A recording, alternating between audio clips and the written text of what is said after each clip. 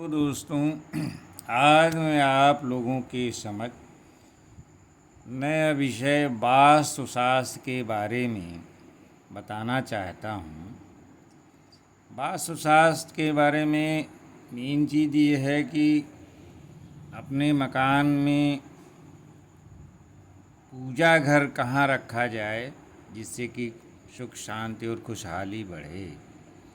तो उसी के विषय में दोस्तों आप लोगों के समक्ष वास्तुशास्त्र इस विषय में क्या कहता है और किस जगह घर में पूजा घर होना चाहिए, किस विषय जो बैठना चाहिए, किस दिशा में बैठ के पूजा पाठ करना चाहिए।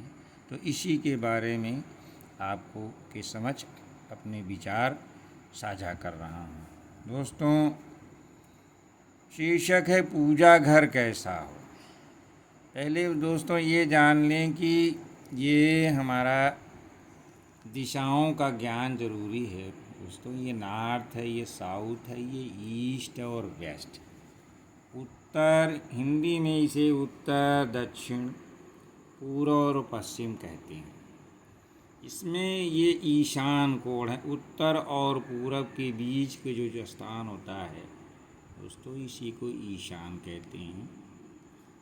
दिशाओं का ज्ञान ही सबसे पहले वास्तुशास्त्र में ज़रूरी है। इसके बाद ये बाईं साइड में इधर चलेंगे, उत्तर और पश्चिम, ये इसको कहते हैं वायव्य कोण। ये ईशान कोण है दोस्तों, और ये वायव्य कोण है। ये यहाँ से लेकर के ये वायव्य। अब ये पश्चिम, इसके और इधर एंटी क्लॉकवाइज चलते हैं घड़ी की विपरीत दिशा में, तो ये पश्चिम से दक्षिण तक ये नैऋत्य कोण है, और ये लास्ट में दक्षिण और पूरब के मध्य में ये आग्नेय। दोस्तों, किसी भी घर में जो है पूजा घर का बहुत महत्वपूर्ण स्थान होता है। अब पूजा घर मकान के ईशान कोण में दोस्तों, यही है ईशान कोण, यानी उत्तर और पूरब का जो कोना होता है उसी को ईशान कोण कहते हैं। तो उसी दिशा में पूजा घर जो है सर्वोत्तम माना जाता है।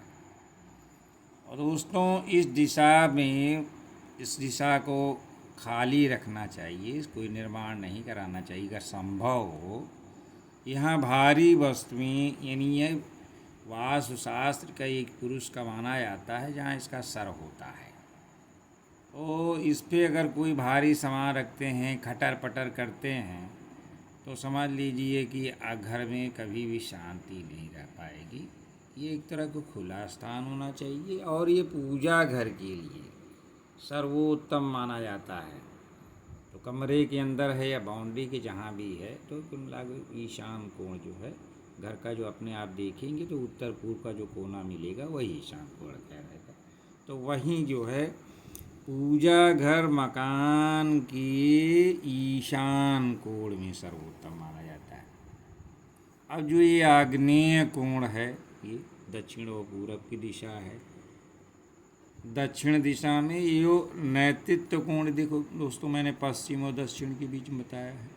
इसी तरह से वायव्य कोण है, पश्चिम और उत्तर और पश्चिम के बीच की जो दिशा होती है उसको वायव्य कोण कहते हैं।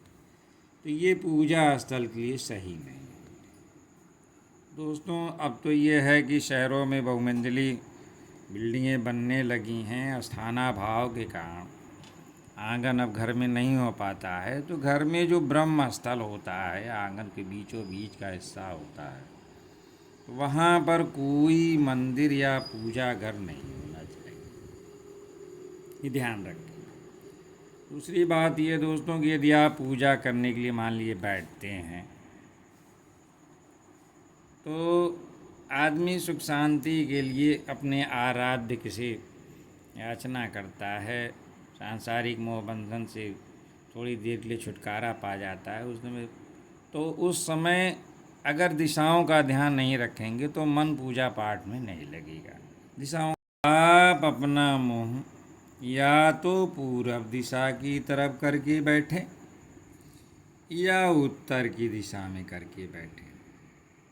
इससे जो है मन एकाग्र होगा वैसे भी दोस्तों उत्तर की जो दिशा है वो कुबेर और माता लक्ष्मी जी का निवास स्थान माना जाता है। नहीं, वो कुबेर उत्तर की दिशा कुबेर और लक्ष्मी का जो है वास माना जाता है। नेक्स्ट, जिस कमरे में आप सोते हैं, यानी इसको शयन कक्ष कह सकते हैं, जहाँ आप जिस भी कमरे में सोते हैं वहाँ जो है पूजा घर नहीं होना चाहिए।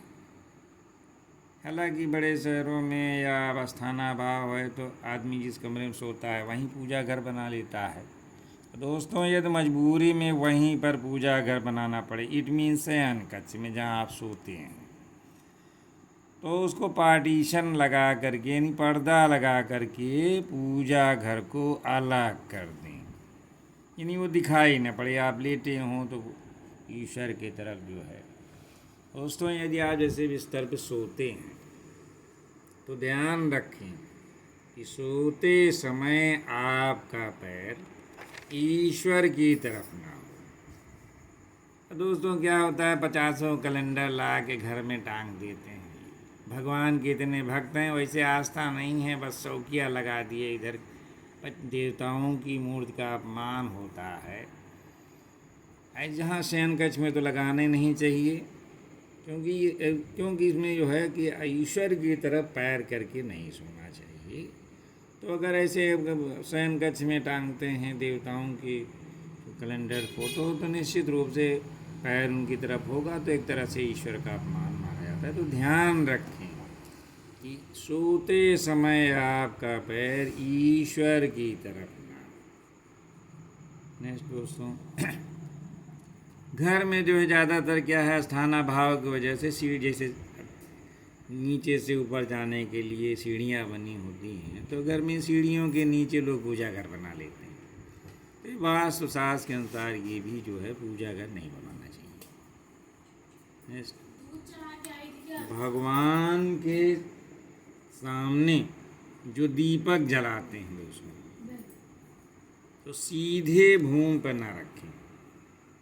जैसे ज़मीन पे कोई चावल है या किसी कटोरे में भर के उसके चावल के ऊपर दीपक रखना चाहिए, मतलब सीधे सीधे ज़मीन पे ना रखें। नेक्स्ट, पूजा करते समय मन शांत और प्रसन्नचित्त रहे। ये नहीं का शांत है तो कायदे से, तो मन अशांत है तो प्रणाम करके दूर से ईश्वर के चला जाना चाहिए। और जब मन शांत और प्रसन्नचित्त रहे तभी ईश्वर की आराधना जो है श्रेयस्कर होता है। अलग मन बड़ा चंचल होता है, शांत हो नहीं पाता है। इसीलिए पूजा घर का चुनाव ऐसी जगह किया जाता है जहाँ लोगों का आवागमन कम हो, शांत हो। और इसके लिए ज़रूरी है कि जो जहाँ जैसे पूजा करें तो वहाँ का वातावरण जो है मन को प्रसन्न करने वाला हो। दोस्तों पूजा घर की दीवार जो होती है यानी कलर सफ़ेदी, तो उसका रंग अगर सफ़ेद है, हल्का पीला है या नीला, ये तीनों कलर रहें अगर, तो ये बहुत शुभ माने जाते हैं। यानी पूजा घर में भड़काऊ रंग लाल वैसा बैगनी ऐसा नहीं, यानी सफ़ेद हल्का पीला या नीला रहे तो सर्वोत्तम अशुभ माना जाता है। दोस्तों तांबा जो है भगवान के प्रिय धातु है और मंगलकारी भी होता है। वैसे भी तांबे के लोटे में अगर आप रात भर जल रखें या सुबह पिएँ तो स्वास्थ्य के बड़ा लाभदायी होता है। तो वैसे भगवान को भी है कि तांबे के बर्तन में कोई वस्तु रख करके भगवान को अर्पण करना चाहिए। आजकल क्या है कि लोहे का है, स्टील का, उसी में अर्पण करने हैं तो उचित नहीं है। संभव हो तो तांबे का बर्तन जो है उसमें रखकर भगवान को फल फूल जो भी आप अर्पण करते हैं श्रद्धा से करना चाहिए। नेक्स्ट, एक ही घर में अगर कई जगह पूजा हो रही है, मकान एक है और अभी सब सम्मिलित रूप से आप लोग रह रहे हैं परिवार में, बंटवारा नहीं हुआ है, तो दोस्तों कई जगह पूजा करने से मन अशांत रहता है, परिवार में खटर पटर मनी रहती है। तो अगर संभव हो तो एक ही जगह घर में पूजा हो तो सर्वोत्तम है। नेक्स्ट, घर में अचल मूर्ति की स्थापना ना करें। घर एक मंदिर नहीं है। घर एक मंदिर पिक्चर है, और मंदिर इंसान से बनता है। अगर प्यार भाईचारा है, परिवार में एक दूसरे का आदर सत्कार करते हैं लोग, तो वही समझ लीजिए मंदिर के बराबर हो जाता है। तो घर को मंदिर बनाने की ज़रूरत नहीं है।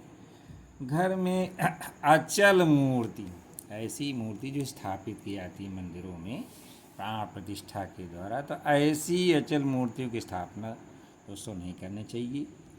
किसी भी प्राण प्रतिष्ठित मूर्ति की स्थापना करने से तमाम परेशानियां मकान मालिक है उसमें रहने वाले लोगों से उत्पन्न हो सकती हैं। यस दोस्तों, सर्वप्रथम पूजा करने के समय बस नहीं, अपने इष्ट देव को तो आप करें ही पूजा, लेकिन सबसे पहले भगवान गणेश की पूजा करनी चाहिए।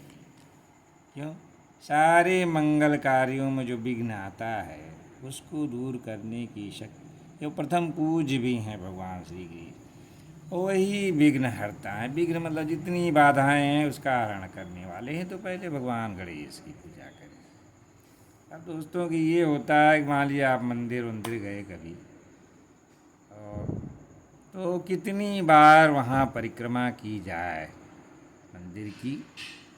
दोस्तों ध्यान रखें, अगर गणेश भगवान की परिक्रमा कर रहे हैं तो 3 बार लगाइए। मान लीजिए भोलेनाथ बाबा, भोलेनाथ शंकर भगवान हर हर महादेव अपने आराध्य हैं, तो उनकी केवल आधी बार परीक्षा होता है। आधी बार क्या होता है, जिधर से पानी गिरता है उसको उल्लंघन नहीं किया जाता है दोस्तों।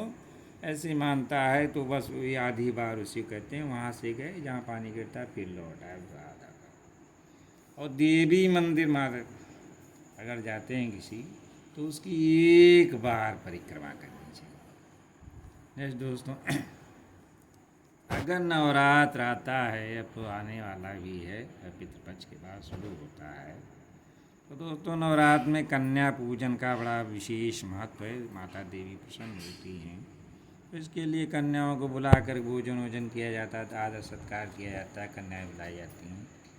तो अगर संभव हो तो 1 वर्ष से 10 वर्ष की कन्याओं का पूजन करना चाहिए, क्योंकि माता के वही जो 9 रूप हैं 10 दुर्गा का है, तो उसी वजह से इसे लिखा गया है कि अगर ये सर्वोत्तम रहेगा ज़्यादा फल मिलता है। नहीं तो भाई कन्या है तो कन्या सभी पूज्य हैं देवी के रूप में।